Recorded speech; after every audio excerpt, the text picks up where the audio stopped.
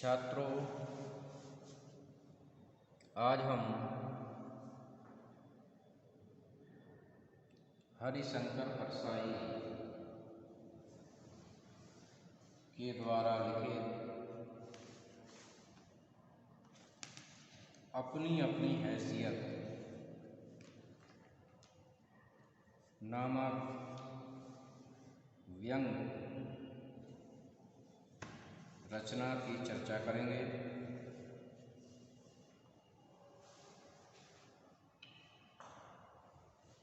उसके सारांश को जानेंगे। तो आइए छात्रों, शुरू करते हैं। हरिशंकर परसाई हिंदी के सुप्रसिद्ध व्यंगकार हैं और व्यंग विधा में हरिशंकर परसाई का नाम श्रेष्ठ व्यंगकारों में लिया जाता है। वे अपने व्यंग के माध्यम से सामाजिक विसंगतियों पर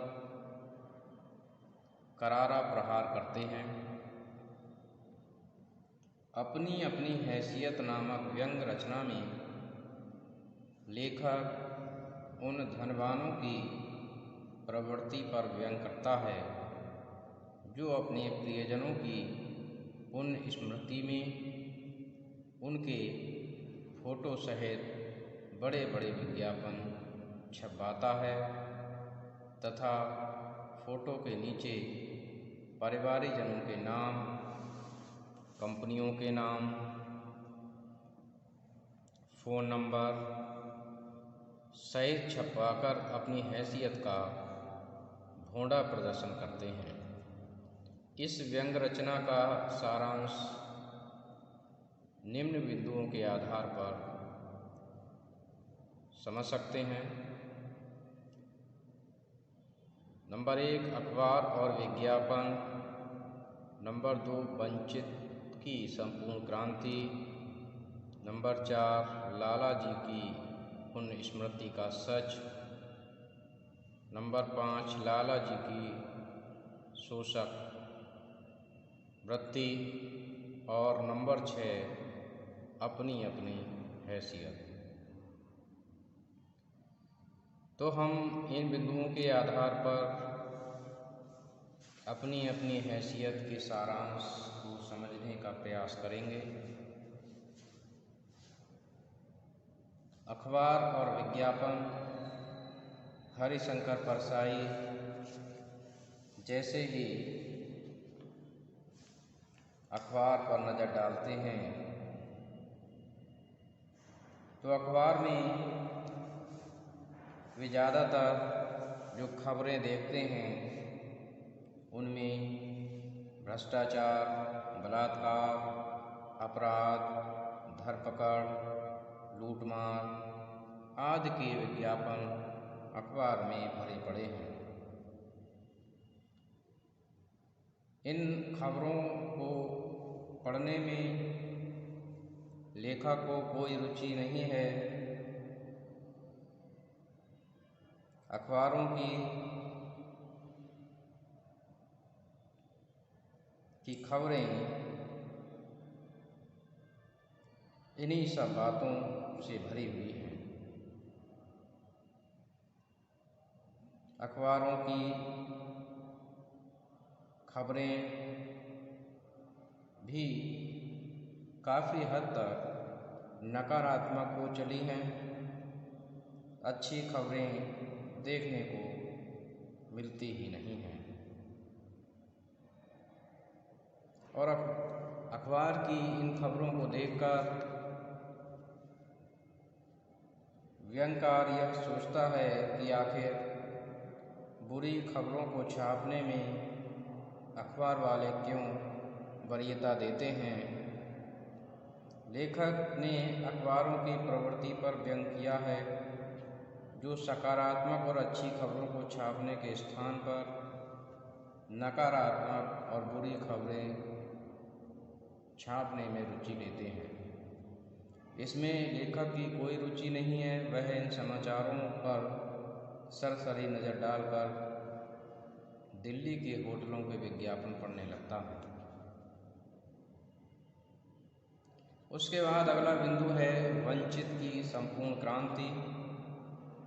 दिल्ली के 5 सितारा होटल के जो विज्ञापन अखबार में छपे हैं उन्हें लेखक बड़े चाव से पढ़ता है, जिनमें वहाँ के स्वादिष्ट व्यंजनों का विज्ञापन छपता है। इन विज्ञापनों को पढ़कर वह भी उन व्यंजनों की कल्पना करता है और कल्पना करते ही उसके मुंह में पानी आ जाता है। वह अपने घर में बनी हुई दाल रोटी खाकर ही संतुष्ट होता है और आनंद उन लजीज व्यंजनों का पाता है। जो लोग वंचित हैं, गरीब हैं, जिनकी आर्थिक स्थिति अच्छी नहीं है, वे 5 सितारा होटलों के महंगे और लजीज व्यंजनों को नहीं प्राप्त कर पाते हैं, केवल उनका स्वाद कल्पना में ही ले पाते हैं। यथार्थ में उनको ये प्राप्त नहीं होता है, क्योंकि वे अत्यंत महंगे होते हैं और उनकी क्रय शक्ति से बाहर होते हैं। बस कल्पना में ही उनका स्वाद लेकर वे सोचते हैं कि उन्होंने संपूर्ण क्रांति कर ली है। घर की दाल रोटी खाकर 5 सितारा अशोक होटल के व्यंजनों को स्वाद कल्पना में ही ले लिया, वही वंचित की संपूर्ण क्रांति मानी जाती है। इसके बाद अगला बिंदु है वृद्ध व्यक्ति की पुण्यतिथि पर छपा चित्र। अचानक लेखक की नज़र एक वृद्ध व्यक्ति के चित्र पर अटक गई। पहले तो उसे लगा शायद ये गुमशुदा का चित्र होगा, परंतु वह उसे पढ़ता है। उस पर लिखा होता है इन मेमोरियल, अर्थात पुण्य स्मृति में। मतलब है कि बुढ़ऊ घर से भागे नहीं। फोटो के नीचे वृद्ध के बेटों के नाम, उनकी कंपनी का नाम, पता और टेलीफोन नंबर भी दिए थे। लेखक इसे धन का भोंडा प्रदर्शन मानता है। पुण्य स्मृति में दिए गए विज्ञापन में कंपनी और टेलीफोन नंबर देना व्यावसायिक प्रवृत्ति को दर्शाता है।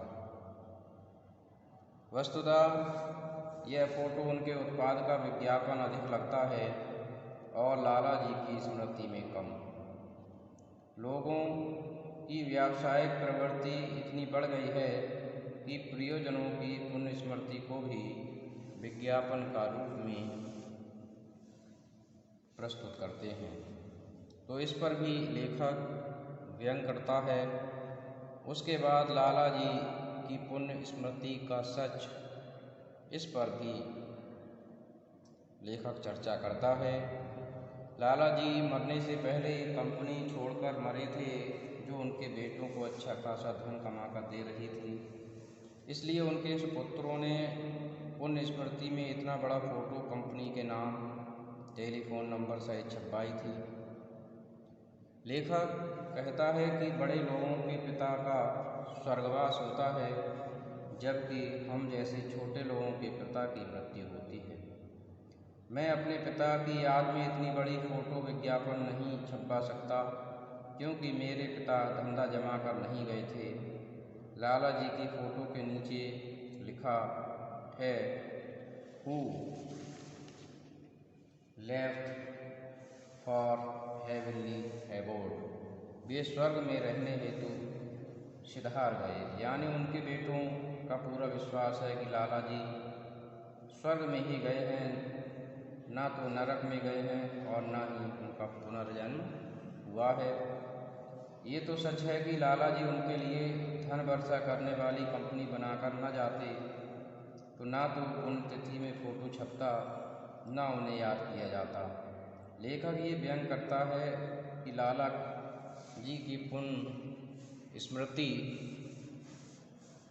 इसलिए मनाई जाती है क्योंकि वे अपने पीछे अपार धन दौलत छोड़कर गए थे।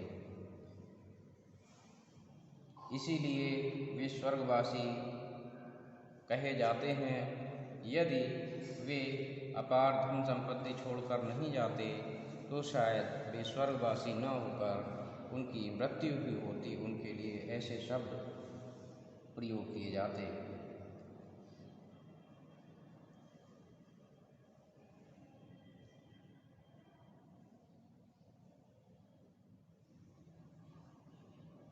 आगे लेखक कहता है कि यदि वे धन छोड़कर न जाते तो उनकी हालात भी मेरे पिताजी जैसी होती।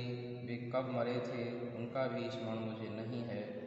लाला जी के सुपुत्र जैसे दीपावली पर नया रंग रोगन कराते हैं, बही खाते बदलते हैं, उसी तरह रूटीन तरीके से उनके फ़ोटो भी निर्धारित तिथि उनकी पुण्य तिथि पर छपवा देते हैं।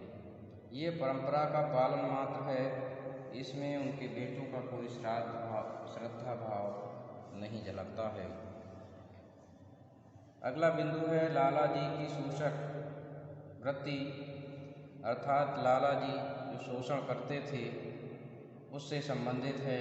लाला जी की पुण्य स्मृति में छपे इस विज्ञापन को निश्चय ही उनके कारखाने के कर्मचारियों ने भी देखा होगा और शायद वे ये देखकर सोच रहे होंगे कि कहाँ है वह दुष्ट लाला जो मजदूरों का शोषण करता था, अधिक काम करवाकर कम तनख्वाह देता था, बीमारी की स्थिति में छुट्टी लेने पर भी दिन का वेतन काट लेता था। निश्चय ही वे स्वर्ग में नहीं गौरव नरक में गया होगा। यह बात उनके बेटों को कौन समझाए। उनके लिए तो पिताजी इसलिए आदरणीय बन गए क्योंकि वे धन अर्जित करने वाली कंपनी खड़ी करके गए थे। अगला बिंदु है अपनी अपनी हैसियत। सच तो यह है कि धनी लोग पुण्य स्मृति के बड़ी बड़ी तस्वीरों वाले विज्ञापन छपवाकर धन का भोंडा प्रदर्शन करते हैं। वे इसके माध्यम से अपनी हैसियत का दिखावा करते हैं। फुहड़ता प्रदर्शन के लिए भी हैसियत चाहिए। पैसा और फुहड़ता यदि दोनों मेरे पास होते तो मैं अलग अलग दिखने के लिए अपना एक गाल पीला, दूसरा लाल, नाक हरी, माथा नीला रंगवा लेता। यही तो नवधनाढ़ लोग कह रहे हैं। मेरे लिए रंच मात्र भी श्रद्धा न रखते हुए ये उनकी पुण्य स्मृति में बड़ी सी तस्वीर छपवाकर और नीचे अपना नाम, कंपनी, पता देकर टेलीफोन भी देते हैं, जिससे यदि किसी को लाला जी के मरने का रंच मात्र भी दुख हो तो वह अपना ऑर्डर टेलीफोन पर तुरंत कर दे। व्यंग्यकार यह बताने का प्रयास करता है कि लोग अपने धन का फूहड़ प्रदर्शन करते हैं। जब पैसा बढ़ जाता है तो वह इसी तरह से प्रकट करते हैं। उसे थोड़ा बन जाने पर उसे मवाद निकलने लगता है। मेरी अपनी हैसियत नहीं है कि लाला जी के बेटों की तरह अपने पिता की पुण्य स्मृति में तस्वीर छपवा सकूं, इसलिए उनके बेटों के फूहड़पन पर हंस रहा हूँ। लेखक का व्यंग्य ये है कि आज के ज़माने में लोग अपनी अपनी हैसियत के अनुसार धन का भोंडा प्रदर्शन कर रहे हैं और ये प्रवृत्ति लगातार बढ़ती जा रही है। तो लेखक का यही दृष्टिकोण है कि जब लोगों के पास में धन बढ़ जाता है, अपार संपत्ति होती है, तो वे यह अलग बात है कि उनका फ़ोटो छपवाते हैं, लेकिन उनमें श्रद्धा भाव नहीं होता। उनका उद्देश्य व्यावसायिक होता है और वे धन का इसी प्रकार से प्रदर्शन करते हैं। तो मैं समझता हूँ कि आपने इसको समझा होगा। धन्यवाद।